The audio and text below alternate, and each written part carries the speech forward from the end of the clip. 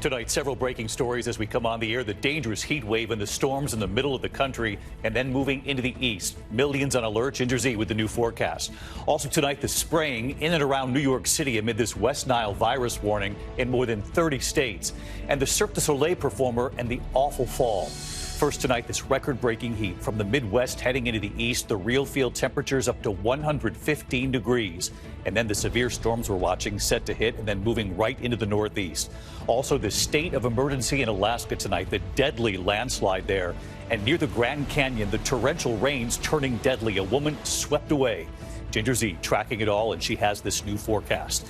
The race for the White House, 71 days to go. Donald Trump blaming Vice President Kamala Harris for the botched withdrawal from Afghanistan. He's in the battleground of Michigan tonight. And the major endorsement for Kamala Harris. More than 200 advisors and alums of George W. Bush, John McCain, and Mitt Romney endorsing Harris, saying while they might have policy differences with her, this is about much more than that. The war in Ukraine tonight, and after Ukraine pushed into Russia, now Russia slamming Ukraine with the largest aerial assault so far, striking power plants and water supplies. Tonight, President Zelensky pleading with the U.S. and allies for more freedom with long-range weapons inside Russia.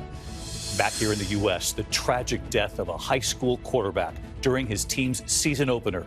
The 16-year-old suffering a brain injury during what appeared to be a routine play. That mosquito alert tonight, West Nile virus now reported in more than 30 states. Tonight, New York City now spraying pesticide, and the Massachusetts town that is taking major steps, closing parks and athletic fields. The two American astronauts who were supposed to be in space for 8 days, it's now been 80 days. And tonight, NASA now saying they'll be there until February. The heart-stopping moment of Cirque Du Soleil performer losing her grip, plunging to the ground. We do have news on her condition tonight. And America Strong tonight, the baby born on the way to the hospital, her dad helping to deliver her on the side of the road, but losing his wedding ring in the process. What's happened tonight? From ABC News World Headquarters in New York, this is World News Tonight with David Muir. Good evening, and it's great to be back from the convention in Chicago as we start another week with all of you at home. We begin tonight with the dangerous heat wave in the middle of the country and the severe storms on tap, and they're set to move right into the Northeast next. More than 60 million Americans on alert tonight. The heat wave in the Midwest heading east, the temperatures topping 100. The feel-like readings as high as 115, and there will be little relief overnight. And it all comes amid extreme weather elsewhere. A state of emergency in Alaska, a deadly landslide burying homes and roads. At least one person was killed. And near the Grand Canyon, torrential rains turning deadly. A woman swept away. The National Guard helping with evacuations. We have it all covered tonight, beginning with this dangerous heat and the severe storms on the way. Chief Meteorologist Ginger Z tracking it all for us on a Monday night. Hi, Ginger. David, the American Medical Association has put out in their journal a new report that solidifies the numbers we knew earlier this summer. We saw more heat-related deaths in 2023 than we ever have in the 20-some years of records, and that's definitely still an undercount. Unfortunately, a lot of that happens in the overnights, especially for people that don't have access to air conditioning. And tonight, we're concerned in the areas that you see highlighted here on the map, especially with the overnight lows in a place like Chicago, won't go likely below 80 degrees. 64 is the average, so we're way above average, and we're breaking records. And we'll see those records breaking. It'll feel like during the day close to 110 or 115, but the records will break all the way to Washington, D.C. by the midweek before storms break in with some cooler air. Those storms have already started. Damaging winds, the main hazard. Parts of South Dakota, Minnesota have two ways of getting warnings tonight. David, it's the Great Lakes tomorrow, into the Northeast, here to New York by Wednesday. Be tracking it all week with you, Ginger. We'll see you first thing in the morning on GMA. Thank you. As we mentioned off the top tonight, the deadly landslide in Alaska, homes destroyed, and there could be more coming. And near the Grand Canyon, those torrential rains turning deadly. A woman swept away. ABC's Mola Lenghi with the pictures tonight. Tonight, authorities in Ketchikan, Alaska, warning of more mudslides after a wall of earth, rocks, and debris rained down on the normally picturesque city, destroying multiple homes. This just happened. They just went down. Leah Canfield recording this just after it hit. I thought it was lightning. Then all of a sudden our house started shaking. Families forced to flee, some to shelters. Authorities say at least one person was killed, 3 more hurt. The flooding is only getting worse now. The mudslides coming after torrential rain swamped the area, nearly 10 inches falling in higher elevations. Recent torrential monsoon rains also to blame for a death near the Grand Canyon. Hikers had to shelter under rock formations while a nearby waterfall was raging. The National Guard aiding the rescue efforts, evacuating more than 100 tourists and tribal community members. 33-year-old Shanoa Nickerson from Gilbert, Arizona, was swept away in the floodwaters. She did not survive. Her sister writing, "Shanoa's light will forever be a part of all of us." Well, the area around the Grand Canyon where those floods happened now closed as officials assess the situation. Meanwhile, in Ketchikan, Alaska, more storms later this week could mean more mudslides, David. Mola Lenghi with us tonight as well. Thank you, Mola. Now to the race for the White House. 71 days to go. Donald Trump blaming Vice President Kamala Harris for the botched withdrawal from Afghanistan. He's in the battleground of Michigan tonight, speaking to the National Guard Association's convention in Detroit. Meanwhile, tonight, the major endorsement for Kamala Harris. More than 200 advisors and alums of George W. Bush, John McCain, and Mitt Romney now endorsing the vice president, saying while they might have some policy differences, that they're arguing this is about much more than that. ABC's Terry Moran in Detroit. At the tomb of the unknown soldier at Arlington National Cemetery today, Donald Trump laid a wreath in honor of 3 Marines who were among the 13 service members killed 3 years ago today during the chaotic U.S. withdrawal from Afghanistan.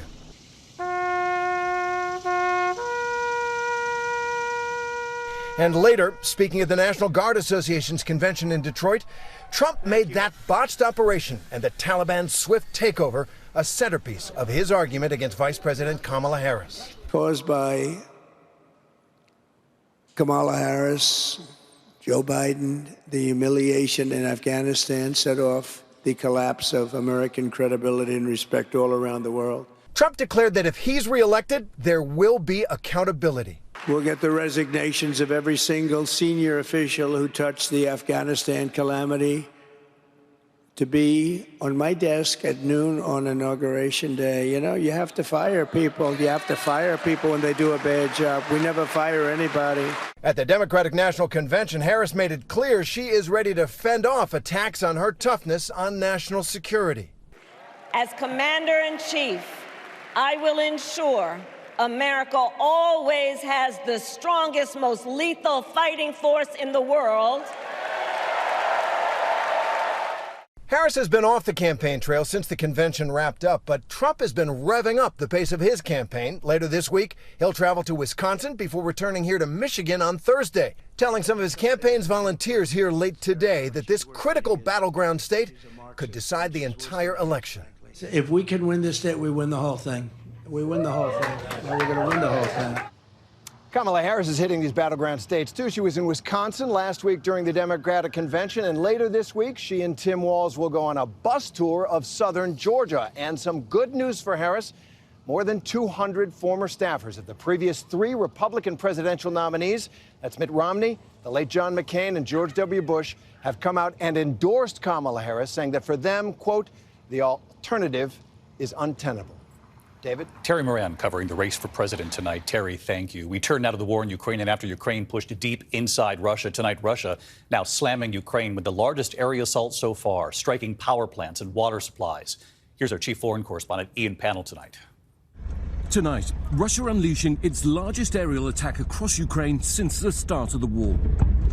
More than 230 missiles and drones, many intercepted. Striking critical power and water plants, including this one in Kyiv. These videos verified by ABC News. And here, a Russian cruise missile exploding in a river near that plant. At least 7 killed, dozens injured, including 4 children.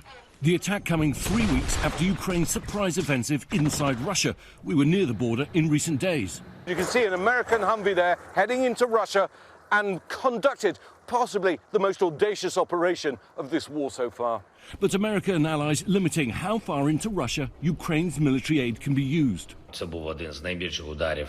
President Zelensky today pleading with them to lift the limitations. And amid Russia's relentless assault, residents in Kyiv singing the city's official anthem in the subway. Ukraine bowed, but not broken.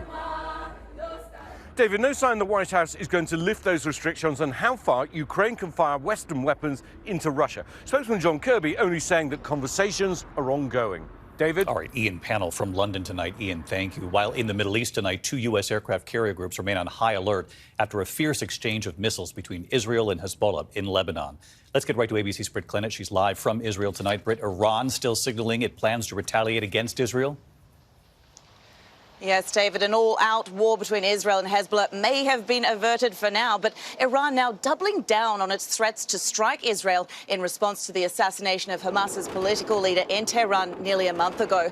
Iran's foreign minister saying a retaliation is definitive and will be measured and calculated. U.S. General Brown meeting with Israel's defense minister, reaffirming American commitment to Israel's defense, and the Pentagon saying 2 aircraft carrier strike groups will remain in the region as the threats from Iran are assessed. While it seems talks are on the verge of collapse yet again, sources telling us tonight Netanyahu will send a delegation to Cairo again this week. David? Britt Clennett from Tel Aviv tonight. Britt, thank you. To the news back here at home tonight and to the tragic death of a high school quarterback during his team's season opener. The 16-year-old suffering a brain injury during what appeared to be a routine play. Here's ABC's Faith Abubey. Tonight, a family and community shaken after Caden Talir, a 16-year-old high school quarterback, died following a routine tackle during the first football game of the season. There are a lot of questions that I know that I have. We need your love. We need your support. His father, visibly heartbroken, joining students and staff today at a vigil. Caden was kind. He was compassionate. He loved every person that he encountered. An official telling ABC News late in their season opener, Caden was tackled to the ground, suffering a critical brain injury. Emergency crews airlifting the teenager to the hospital where he later died. Caden seen here in this highlight reel he posted online. He was a junior and the starting quarterback at Morgan Academy in Selma, Alabama, scoring a touchdown Friday night during the game.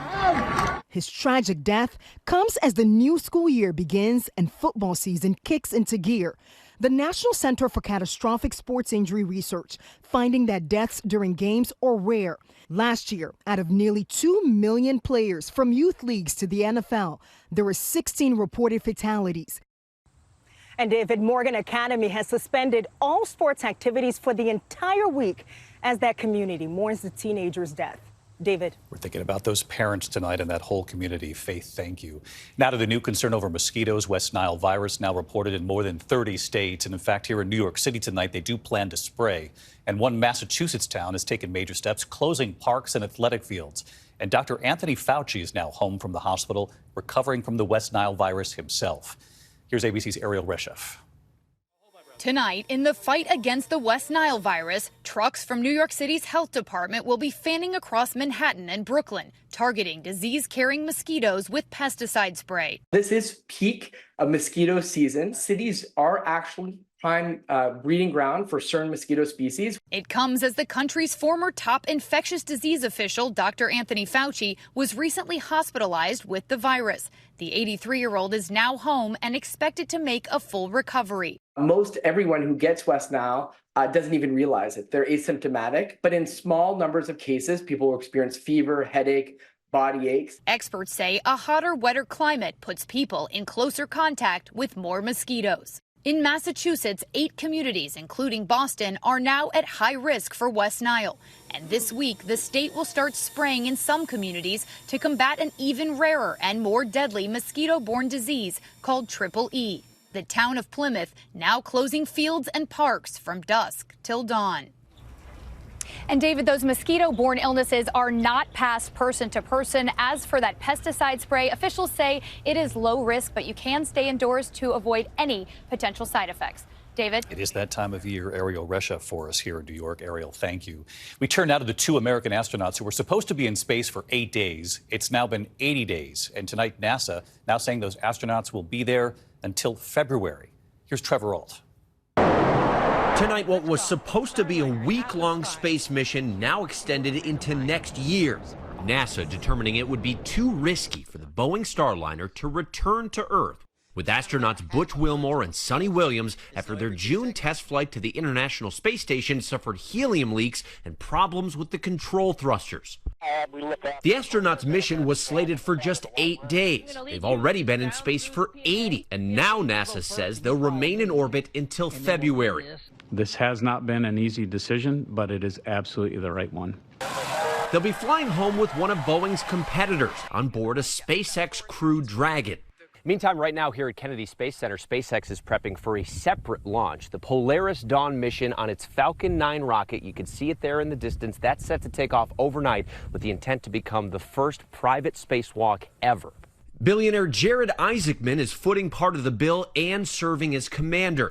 The mission aims to go further into space than any crewed flight since Apollo 17 more than 50 years ago. And David, those two Starliner astronauts do appear to be in good spirits, but with this new plan, their 8-day space mission will instead mean at least 262 days in space.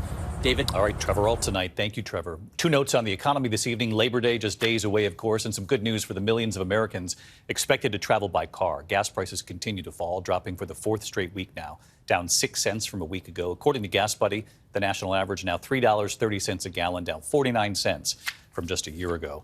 And tonight, a record day for the stock market. The Dow reaching a record high, gaining 65 points to close at 41,240. Amid new signals, the Fed will soon lower interest rates, which could lower mortgage rates, car loans, and the interest you pay on your credit cards. When we come back on this Monday night, an American tourist dying after the collapse of an ice cave. Also, the heart-stopping moment, a Cirque Du Soleil performer losing her grip, plunging to the ground as spectators watched. And we do have news on her condition here in just a moment. Tonight, an American is dead, another injured after the partial collapse of an ice cave in Iceland. They were part of a tour. Authorities urgently moving the collapsed ice to make sure no one else was trapped. Some officials tonight now calling for tighter regulations of ice cave tours. When we come back, the Cirque du Soleil performer who lost her grip plunging to the ground. And baseball history today, the major league player who played for two separate teams today. So which team won? To the index, some terrifying moments at a Cirque du Soleil performance in Oregon this weekend. An artist performing on an aerial hoop, losing her grip. Images captured by a boy who was there with his family. The artist was rushed to the hospital in stable condition. She is expected to recover. And by the way, those witnesses tomorrow morning on GMA. Baseball history was made today. One major leaguer playing actually for both teams. It's all because of what happened back in June. Catcher Danny Jansen was actually at bat back then for the Blue Jays against the Red Sox. The game was suspended because of rain, rescheduled for today. In the meantime, Jansen was traded to the Red Sox. So he suited up today for the Sox. The Blue Jays actually had to send a pinch hitter in for him. Toronto winning 4-1. Jansen went 1 for 4 with a single. When we come back here tonight, the baby born on the way to the hospital, her dad helping to deliver her on the side of the road, but losing his wedding ring in the process. So what's happened tonight? ABC World News Tonight with David Muir, sponsored by Astapro Allergy, nasal allergy relief that starts working in 30 minutes. Finally tonight here, something lost, something gained, and now we've learned something found. Rebecca and Danya Mahota from Brewster, Massachusetts. Mom Rebecca was 40 weeks pregnant when she went into labor. The home security camera showing the couple and Rebecca's mom Eileen rushing into the car for the ride to the hospital on Cape Cod. Just one problem, the famous Cape Cod traffic. Dad recording it all for their soon-to-be daughter, Summer. All right, well, we are on our way, little Summer. We'll show you this in years to come. Mama's on our way to the hospital in a lot of pain right now, thanks to you, with contractions and all that good stuff. But we are racing to the hospital, and we'll hopefully meet you soon, sweetheart. Hi, sweetie. Little did they know they would meet much, much sooner. 26 minutes into that car ride, Summer had a different plan. She was coming. No time to call 911. On the side of Route 6, our little angel is here, and I just delivered her, and Mom is amazing. Wow. That was a 100-mile-an-hour baby. Your mother is the toughest mother I have ever met. An ambulance would later meet them at a nearby Dunkin' Donuts parking lot, of course. You girls ready? Yeah. Big sister Kendall meeting Summer for the first time, the family of 4 happy and healthy. But Dad noticed one thing was missing, his wedding ring. He knew he must have lost it on the side of the road in the chaos as Summer was born. He and his friends went back to the spot using metal detectors and flashlights, searching for hours. And then this moment. Here we are on the side of the highway. We have found the ring. Hi, David. Right here tonight, proud dad, baby Summer, and his wedding ring. My champion wife, who's just got me in awe of what women are capable of, championed through the birth of our wonderful and healthy daughter, Summer. We love it. By the way, Mom is taking her older daughter to dance class. That's why she wasn't in the message. I'll see you tomorrow. Good night. Thank you for making World News Tonight with David Muir America's most watched newscast.